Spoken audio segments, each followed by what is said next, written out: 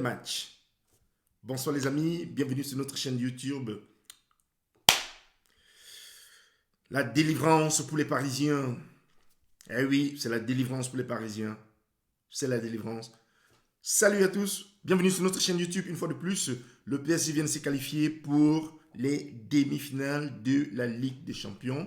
Demi-finales qui viennent, les quarts de finale qui viennent de s'achever, match qui vient de s'achever contre le Bayern de Munich, où le PSG a perdu 0 contre 1, mais une défaite indolore, comme on le dit, qui n'a pas du tout de douleur parce que grâce à cette défaite, le PSG se qualifie pour les demi-finales de la Ligue des Champions.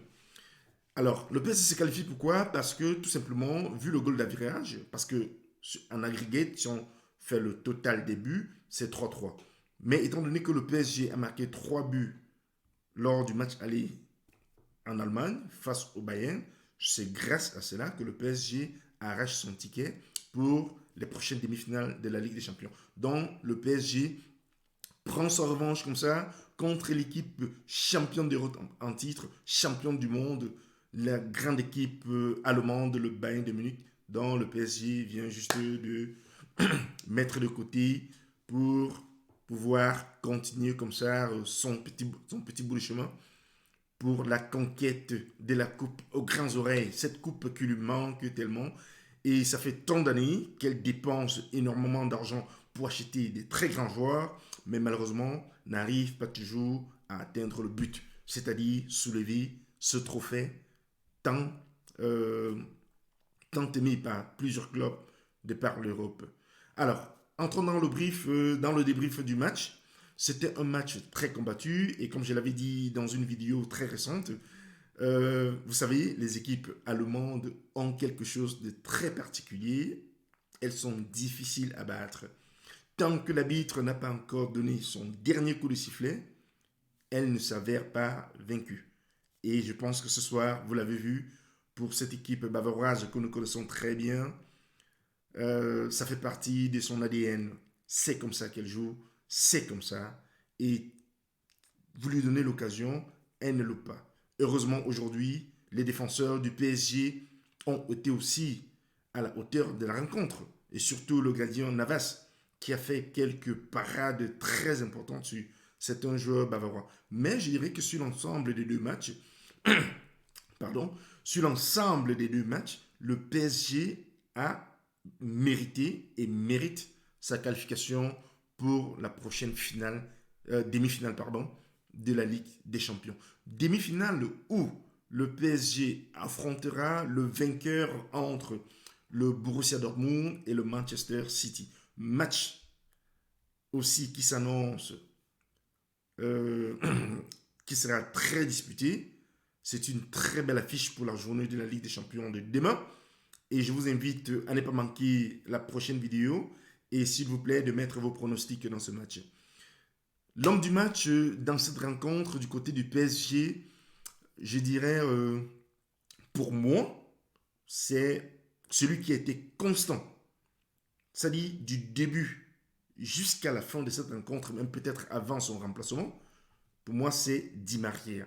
Vraiment, Di Maria n'a presque rien raté au cours de ce match.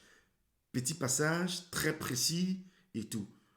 Donc pour moi, je lui donnerais une note de 8 sur 10. Neymar, oui, Neymar a eu des occasions de but, mais il n'a pas su les concrétiser. Et c'est ça un peu que moi je reproche parfois à ce joueur épris du talent. Il a des occasions, mais il n'est pas concret quand il a face à lui la lucarne. Le plus souvent, il veut faire un dernier geste et c'est là où il perd le ballon. Et c'est ce qui s'est matérialisé même ce soir, en dehors de la barre transversale qu'il a prise. Mais ce ballon qu'il a mis sur le poteau, pour Neymar, c'est pas tout à fait normal.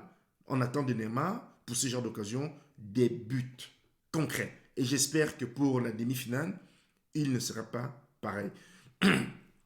Pour Kylian Mbappé, ce soir, sincèrement, le franco-algéro-camerounais n'a pas été trop pas à la hauteur de cette rencontre.